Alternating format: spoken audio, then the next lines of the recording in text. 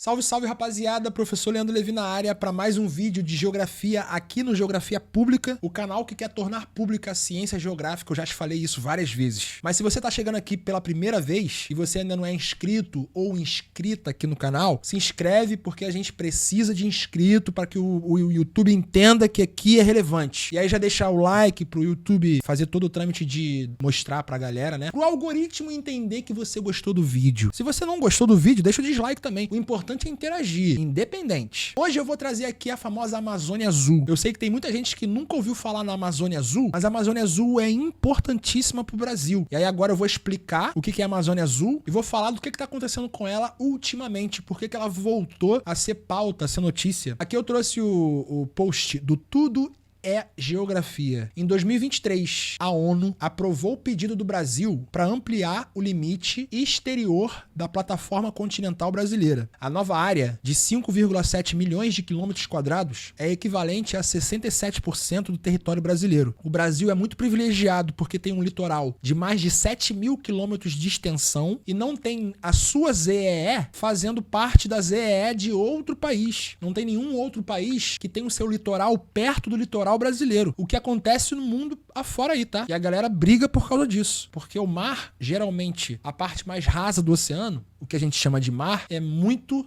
rico. E aqui no Brasil não é diferente. E vocês já devem ter feito a suposição disso, porque a Amazônia Azul não é um nome difícil de interpretar. A Amazônia não é um local pobre, é um local muito rico. Estou falando de rico de biodiversidade, de vida. Então a Amazônia Azul deve ser um local no oceano com uma biodiversidade e também com uma quantidade de recursos naturais, não necessariamente de vida, absurdos. Então vamos ver aqui. A ampliação da Amazônia Azul é um marco importante para o Brasil, pois aumenta o potencial de exploração dos recursos naturais da região e reforça a segurança nacional. No entanto, a ampliação também traz desafios, como a necessidade de investimentos em infraestrutura e a possibilidade de conflitos com outros países com interesse na região. O novo mapa resulta de um estudo iniciado há 4 anos com a Marinha, o IBGE e o MEC, com o objetivo de atualizar mapas e atlas com informações e medições que, a partir de agora, devem modificar a percepção de estudantes profissionais, empresas e poderes públicos sobre o país. Abre aspas. Acredito que todos tenham estudado o Brasil apenas com 8,5 milhões de quilômetros quadrados. Eu acabei de falar aqui no vídeo do marco temporal. De território terrestre. E quando ele fala território terrestre é porque o Brasil tem algumas ilhas aqui. O Brasil insular, né? Porque tem o Brasil continental e tem o Brasil insular. Como o arquipélago de Fernando de Noronha tá aqui, faz parte do território brasileiro, mas não faz parte do território continental.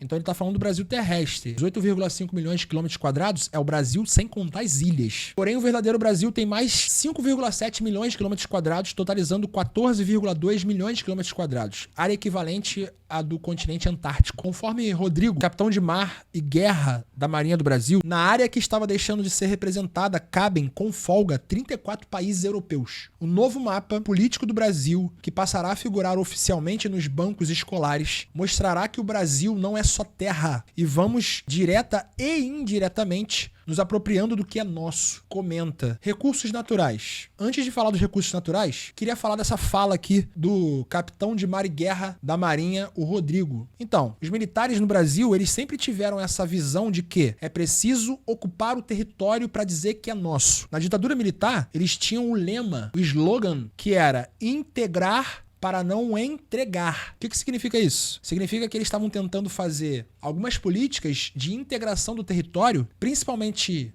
com a região centro-oeste e com a região amazônica, que são as duas regiões do território mais distantes do eixo populacional, do Brasil do litoral, do Brasil populoso, principalmente a região amazônica. Então a gente vai ter empreendimentos como, por exemplo, a Zona Franca de Manaus, que é um polo industrial, a BR-230, que é uma obra faraônica também, né, da época do governo militar, como tentativas de atrair, de colocar para dentro da economia nacional, de integrar o país à região amazônica. E aí quando a gente fala de território a ser explorado, que é nosso, a gente tem que lembrar que Estado-nação é uma criação capitalista. Então, quando a gente fala de explorar o nosso território, não deixar mais ninguém explorar, a gente tem que entender que isso parte do princípio de que a gente está tratando de estados-nações que controlam territórios a partir de delimitação de fronteira. Só que essa delimitação de fronteira, ela faz parte do imbróglio que as burguesias tiveram lá no início do capitalismo com a formação dos estados-nações. Os estados-nações, na verdade, os países com suas fronteiras delimitadas, eles surgem da necessidade das burguesias de expandir a exploração da natureza. E quando eu falo exploração da natureza, eu tô falando da exploração dos recursos naturais. Porque uma hora o recurso natural, ele finda, e aí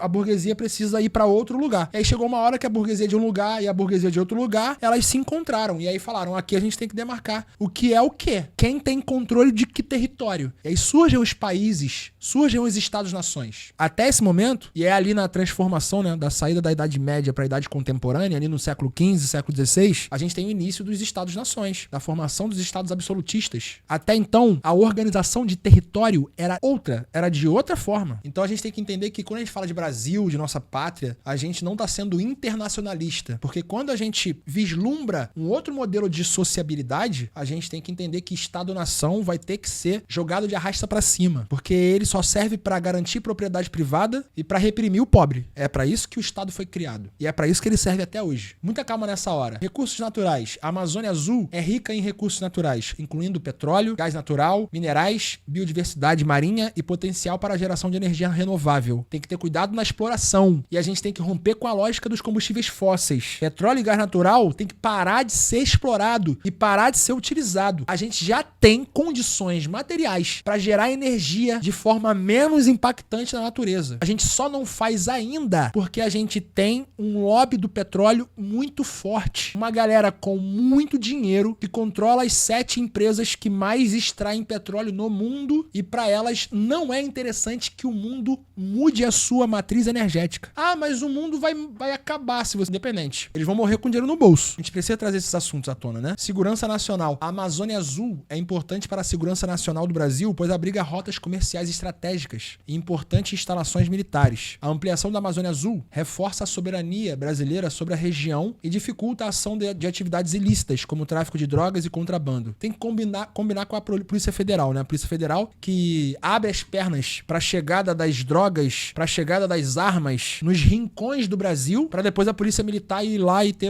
alguma coisa para fazer, né? Que a Polícia Militar, ela, aqui no Rio de Janeiro, por exemplo, ela serve para entrar na favela e gerar tiroteio. De vez em quando pega um traficante ou outro, apreende uma quantidade de maconha, de cocaína ou outra, para mostrar pra mídia, pra sociedade bater palma, achar que o policial tá trabalhando. Só que isso é uma lógica que também não funciona. É falida. É pra matar preto e pobre. Controle populacional. Se quer resolver o problema das drogas, das armas, tem que ir na fonte. Mais uma vez eu tenho que trazer o óbvio, né? Se você gostou do vídeo, tamo junto, obrigado, deixa o like, até o próximo vídeo e valeu.